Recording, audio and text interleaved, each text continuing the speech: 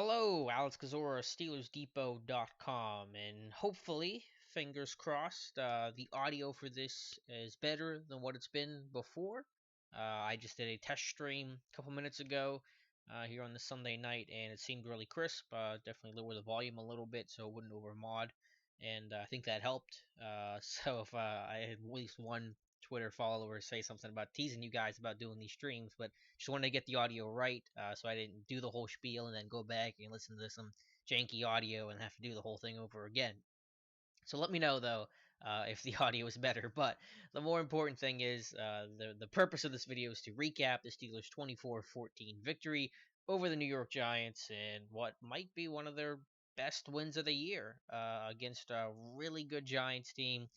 The more I watched the Giants during the week, the more I went, man, this team's pretty good. I think I hadn't been giving them the credit that they deserve, and they were a team on the rise, a defense that was getting a whole lot better. So to take them down relatively convincingly. Steelers were in control for almost the entire game, I felt like, and to play pretty well on offense and defense. Again, against a good team who had just won six in a row is no small feat. So, I think offensively, the big thing for them and the most interesting thing kind of came late, and it was just that war of attrition and being the team that is the last man standing. And Mike Tomlin had talked about it during his press conference. He talked about it, talking to Bob Labriola today for Steelers.com. That's kind of the Giants' MO is that they win late, the last 15 plays of the game. The Giants defense is the one that steps up and makes those plays to close out games or get them back in games or whatever the situation calls for. And today was obviously the opposite. While the Steelers really had a tough time running the football for most of the game, late in the game they were able to get off some big runs for Le'Veon Bell, a 19-yarder, then followed up with like a 12 or 15 some yard run and just kind of grinded the clock out to really kind of to stop any chance of the Giants trying to make a late comeback. So I think whenever you go back to OTAs and the spring and training camp, Mike Tomlin always preaches it. You hear him say it. You'll hear Todd Haley, Keith Butler say it. It all kind of is that trickle down effect from Tomlin. Is he wants to be, he needs this team to be the most conditioned, the highly conditioned team on the field. And I think today's like today show that where you're winning the battle late to be able to close out games in your 4 minute offense and things like that, or to defend a team like the Giants who schematically want to be an up tempo offense that wants to run a lot of no huddle, that wants to run a lot of vertical concepts, these deep routes down the field that goes into 11 personnel almost exclusively. So there's a lot of space the secondary has to defend. And that stuff really wears down teams, and that's a big reason why the Giants win late because you got tired legs out there. You're trying to defend, a vertical route, a 9 route late in the game. You're probably not. Or if you're an offense is tired and you're trying to get that big play against a defense is opportunistic and is more conditioned than you are, they're probably going to make the play. You're probably not going to make the play, and it's going to obviously go in the favor of the Giants. So you saw that turn on its head today in favor of the Steelers. Thought that was a really critical element. But before that, they were just consistent. Did pretty well on third down. A couple of turnovers, which weren't good, but they were able to get some splash plays. They didn't beat their heads against the wall with a run game, which I appreciated. It wasn't the Ravens' game plan, and I get the whole Ravens thing was partially because Ben was banged up and didn't get all the reps and things like that. But I think after the first half, they thrown the ball 25 times and run it like 10 or 11 times. So they didn't strive for the 50-50 balance that I think is more cliche and isn't that important. I want to get points. I want to win games. I don't care about balance. I don't care if you got to throw 80 times to win a game or you got to run the ball 80 times to win a game. You do what you have to do, what moves the ball most effectively. So I thought that they used some elongated run game, a lot of screens, some quick passes, things like that to Bell and AB, getting weapons in space. So tats off to Todd Haley for that. And you talk about the Ladarius Green touchdown, and Green had a great game. Was that vertical threat? He's that threat down the middle that will take teams out of that too high shell, force them to play more single high looks, and will free up AB and put him in one-on-one matchups. We've talked about that before. That was the impact and the consequences that Green could have, and you helped see that today. So maybe the Bills next week will look at that tape and say, we can't run as much cover two. We got to try to run some cover one or cover three because we've got to take away the middle of the field. Now it's going to open up Antonio Brown. But to go back to it real quick, the Darius Green touchdown, that's all set up by Todd Haley where you're running those screens, you're running that bubble all game long. Then finally you fake it, you throw vertical, the secondary bites on the bubble fake and Green's wide open for a 20-some yard touchdown. That's a play that Todd Haley's been running his entire life, I'm pretty sure, and definitely his entire tenure with the Pittsburgh Steelers. So those are things set up by the coaching staff. So offensively, it wasn't perfect. Some missed opportunities, some penalties, which killed drives. So some of those are special teams related as well. A little bit of pressure, but that's to be expected. The Giants' pass rush is a whole lot better than the Colts or the Browns. Still a relatively clean day for Ben. Only sacked twice and got away from a couple others. So overall against that Giants defense was just really, really tough. They're a great defense. I think the Steelers had their success. They got some chunk plays and they were able to finish some drives off and control the football, control the tempo of the game, keep their defense fresh when they needed to go out in the field. So hard to complain overall for this offense. Still some stuff to work on, but just considering the opponent, a very tough Giants team, I'm happy with it. Defensively, you have to be ecstatic. I mean, again, best defense effort they've given all year. Again, given the opponent, you could maybe argue the Bengals game week 2, the weather had some things to do with that. Maybe the KC game a little bit, but I think the Giants' offense is a lot more explosive than what KC was at the time.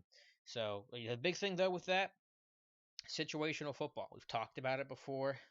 And you want to talk, people want to ask me, what are some of the positives that Mike Tomlin has? One tangible thing, and it's tough to evaluate coaches. That's why I'm typically uh, softer, I guess, talking about coaches, though not always. You see me criticize Danny Smith and Tomlin and Todd Haley and Butler before. But, it's hard to really see that effect. But with the Steelers' red zone defense, and the red zone offense for that matter, you see that tangible effect when Mike Tomlin emphasizes it for I think at least the last 2 years. They're doing their 7 shots in training camp to start off every camp. They're doing it in practice during the regular season. I think once a day or a couple times a week or something like that. To be great situational team. And the Steelers had the number 1 red zone defense coming into the day.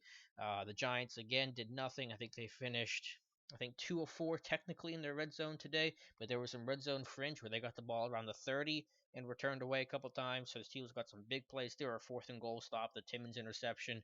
The Giants weren't able to finish out those drives, and that's a huge difference in the game. So while the Steelers defense is not elite talent-wise and definitely has some holes in the areas that has to be addressed for 2017, offenses are going to move the football. You recognize that, so you might as well just be a good situational team. Get off the field, hold teams to 3, create turnovers, create stops, and get your offense back so they can score 7. That's kind of been the philosophy all year long. I've talked about that. If they can get some splash, if they can create some turnovers, which they did, and if they can be able to play situational defense and play great in the red zone, that's good enough. This defense is good enough to be able to complement the offense, which is supposed to be high powered and elite, the ability to score 30 plus a game. So hats off to the defense. Guys making some big plays. They're a physical team. The tackling's a whole lot better. The tackling, you kind of forget about how good of a tackling team you can have, and it's a good tackling team that you need until you don't have it. Steelers early season, mid season, the tackling was pretty poor, but it's really cleaned up across the board. A much bigger decrease in missed tackles. I'm sure Josh Carney will have the numbers for us, but Artie Burns, Sean Davis, they're playing really well. Davis is really starting to settle down and play faster and physical, very similar with Artie Burns. Mike Mitchell's doing his thing. He's having a great 2 week stretch. So that whole secondary is really playing well. Hats off to all of them today, getting some pressure, dealing with some adversity, losing Javon Hargrave with a concussion. The Giants' run game certainly didn't pose much of a threat, so that got shut down. And that's really why I picked the Steelers to win this game, pre-game, was because the Giants are already a one-dimensional team. And if you're one-dimensional against Pittsburgh, you're probably going to lose. It's those good running teams that we've seen, Miami and the Patriots, when they can do anything to you and they can establish a run game that really gets Pittsburgh into trouble. So that's the Steelers game. Stop the run, create 3rd and longs, and the Steelers did, and let the passers kind of get to them a little bit. So, I thought it was a good game plan by Keith Butler. Not a lot of fire zones, not a lot of DB blitzes, but I was fine with that. You need your DBs to cover that really potent wide receiver core for the Giants. So there were some linebacker blitzes, there was some creative looks, bluffing some bluff blitzes where they showed blitz and they backed out. Sometimes where they blitzed heavy. So I think it was really solid all around. Special teams, Randy Bullock. Hey, hats off to him. 3 for 3 on field goals. You can't really ignore that. That's a pretty big component, of course. Bullock had a really good game. Everything else was pretty rough though. At least 4 special teams penalties that were accepted. There was think at least two others, maybe a third, where they weren't accepted because some of them were multiple on one play. Some punts that AB wasn't getting under and wasn't fielding, and they were bouncing around. And I don't think any that cost Steelers major yardage, but you never know where the ball is going to bounce or if it hits off a guy or whatever the case is. So it's kind of been weird the last, forget, 2 or 3 weeks where they've had those problems, and I think Mike Tomlin's been talking to Danny Smith about that. Someone tweeted out there in the one game that Tomlin was talking to Danny Smith, move those guys up. So I don't know what's going on there, but not the best stretch of special teams. Just still some inconsistency there. And unfortunately, you lose Marco Thomas as quickly as you get him, so you end up losing one of your top special teamers. But it didn't kill the Steelers today, and they did the things that they had to do. So you take it for now and you hope it gets better. But really, one of the better games the Steelers have played today. Got to feel good about this one again against a really good Giants team. Baltimore did win today, so the Ravens still have the AFC North lead right now. But that can all change here in a couple weeks. And I think I don't believe the Steelers are going to win out just because they've still shown so much variance. But this is the toughest team that we're going to face, is the Giants. Buffalo will present a challenge. Baltimore will definitely present a challenge. But on paper, the Giants, I think, were the toughest team the Steelers were going to face, and they beat them, and they beat them pretty handily today. So that makes you feel very good and confident the rest of the way that they can really, put themselves into a position to win the AFC North. Let's say play the Ravens on Christmas Day, that might decide things, and that's a game to look at. Not that we want to get ahead of ourselves, but that's a game we kind of talked about for a while now. So with the Steelers playing Buffalo next week and Baltimore playing New England, it's a situation where the Steelers can get a game up on Baltimore, and if they beat them on Christmas Day, that could probably potentially at least sew up the AFC North and give the Steelers a playoff berth. But that's all far away. Got to focus on Buffalo. We'll recap the Giants game for you, myself, Dave Bryan, Matthew Marksy, the rest of the crew that we have, and get you ready for Buffalo. So let me know what you guys think about this game, the pros, cons, thoughts going forward against the Bills, and anything else that you have to add. I definitely want to hear, definitely appreciate your feedback. So thank you guys for watching, and we will talk to you soon.